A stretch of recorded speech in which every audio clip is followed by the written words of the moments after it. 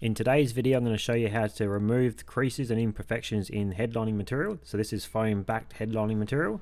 So you might get these creases when you maybe purchase it via the post where it comes folded up.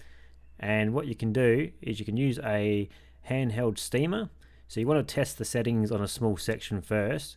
Also, I would recommend using the glove that does come with the unit itself so you can protect your hand.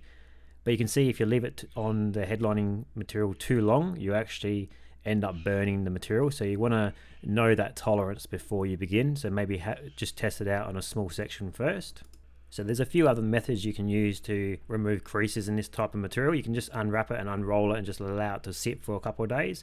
Also, you can lay it out in the sun and that may even help. Just keep an eye on this steamer as well to make sure that you don't run out of water. Just follow the instructions. You can go nice and slow or you can go even a bit faster. Just know your tolerance and what's working for you. So the product that we're using today is the Philips Steam & Go. This is the handheld garment steamer. Inside that box will come an instruction manual and a little attachment, plastic attachment with a brush type of end to it that you can use on some garments, I guess. But we're just using it the way we were using it in today's video.